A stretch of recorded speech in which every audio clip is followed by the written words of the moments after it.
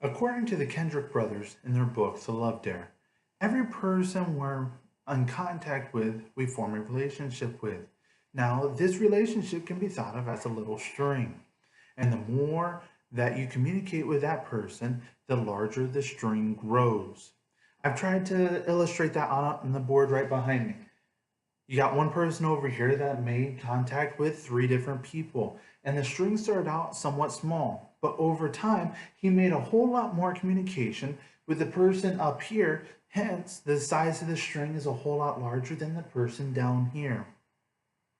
So, with that being said, depending on the relationship depends on the strength of the string.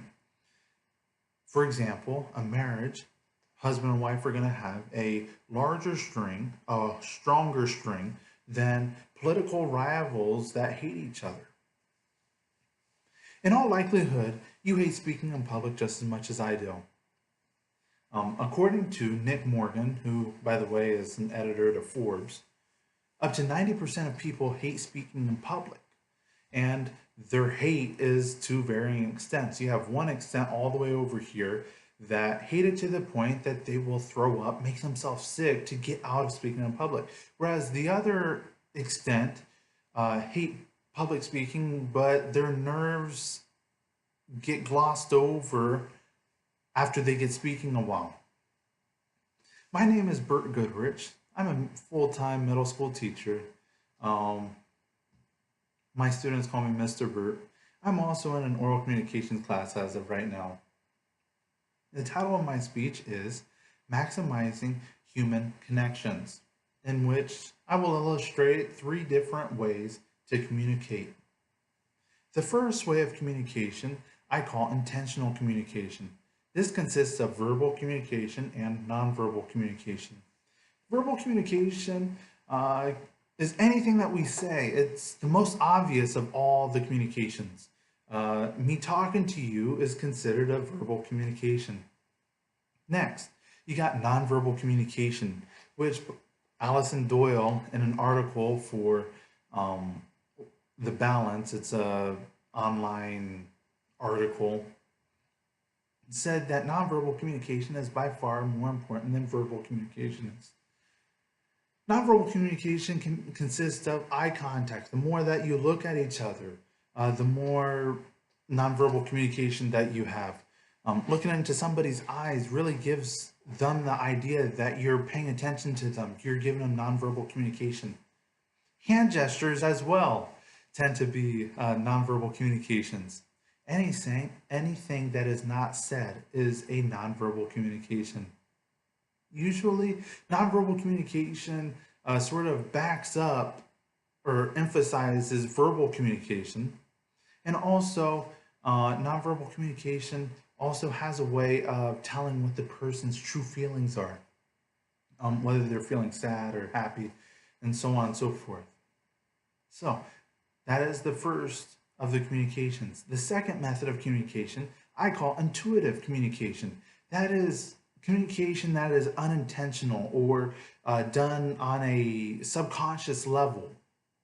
Um, this intuitive communication can be physical, it can be verbal, or it can be tonal. Um, a study once was done, and in this study, the person found out that up to 90% of all arguments take place because of the wrong tone. Not because the people disagree, but because the wrong tone was used. And so the fact is this tone, intuitive communication, has a large way of coming out whenever here you're trying to communicate. Um, so yes, intuitive communication tends to be unintentional, but at the same time, as I said about the nonverbal communication, it conveys a message that the person really means. The third communication method is what I call inferred communication. Inferred communication is not thought usually as communication, but inferred communication is what the message was received. Okay, this is a basically I say something and whoever else takes as what I said.